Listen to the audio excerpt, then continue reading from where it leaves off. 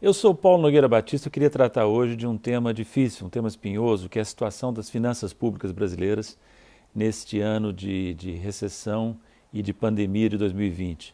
Os números são realmente preocupantes.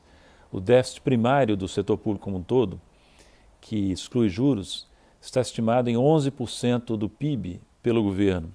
E o déficit nominal, que inclui, além do componente primário, os juros da dívida pública, deve chegar, segundo o governo, a 16% do PIB. A dívida bruta do governo como um todo, deve chegar a quase 100% do PIB, 98% do PIB, tudo isso segundo cálculos do governo brasileiro. Por que isso está acontecendo? Em primeiro lugar, por causa da recessão. Recessão que o governo estima em uma queda de 6,5% do PIB em 2020, corrói a base de tributação do governo, reduz a arrecadação, aumenta certos tipos de gastos e o próprio governo tem sido levado pela pandemia, pela crise econômica, a aumentar vários gastos no esforço de ajudar setores vulneráveis, difere impostos também para permitir que as empresas sobrevivam. Essa combinação de recessão com política fiscal anticíclica, digamos assim, tem gerado esses déficits gigantescos.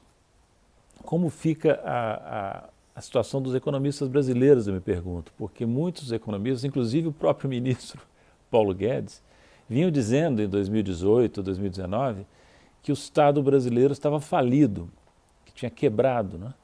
E isso numa época, eu estou falando de 2018, 2019, numa época em que o déficit nominal, que hoje está estimado em 16% do PIB, era de 6 a 7% do PIB.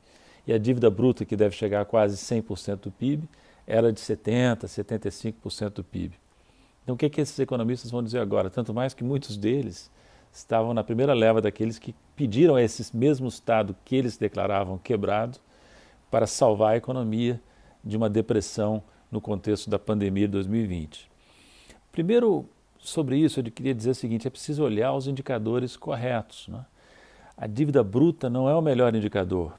No caso brasileiro, certamente não, porque nós temos o setor público brasileiro tem ativos importantes, tem reservas internacionais consideráveis acumuladas no período Lula, sobretudo, e tem créditos contra bancos públicos, notadamente o BNDES. E se você deduz da dívida bruta esses ativos do setor público como um todo, você chega a uma dívida líquida da ordem de 70%.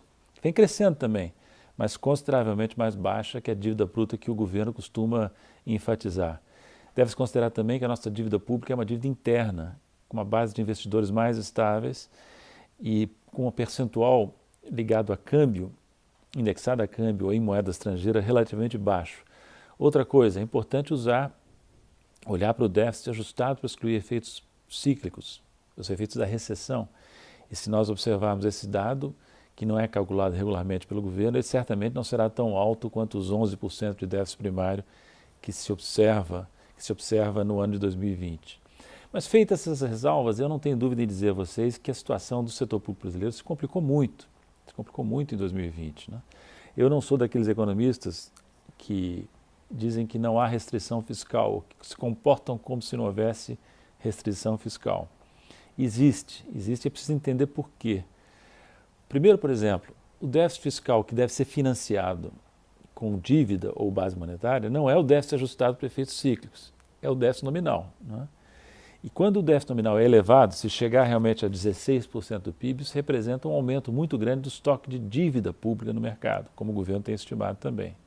Ora, se a dívida pública, se o governo perde a confiança dos investidores, perde a confiança dos mercados e vai encurtando progressivamente o prazo da dívida, como vem ocorrendo, no caso brasileiro, o que você tem na prática é um estoque de ativos líquidos, com alta liquidez, em moeda nacional, que cresce continuamente com proporção das reservas internacionais do Brasil.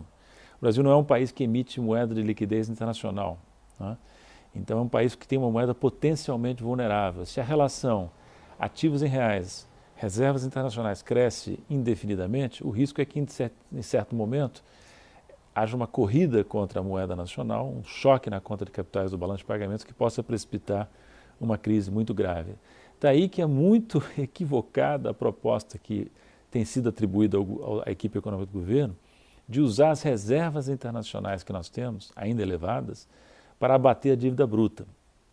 Essa proposta seria contraproducente, porque não afetaria, não reduziria a dívida líquida, que é o indicador mais apropriado, não teria nenhum efeito positivo em termos de redução da dívida líquida e reduziria o estoque de reservas que nos dá segurança para fazer face a choques internos e externos sobre o balanço de pagamentos.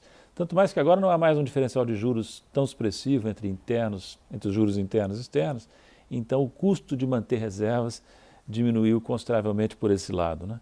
Outra solução equivocada seria tentar prematuramente, no pós-pandemia, quando o pós-pandemia chegar, ajustar as contas públicas com redução de gastos públicos e aumento de impostos sobre setores que têm propensão a consumir na margem. Isso também seria negativo e contribuiria para fazer o que se chama de um ajustamento autofágico, jogaria a economia em recessão, contrairia a base de arrecadação do governo e acabaria não resolvendo o problema.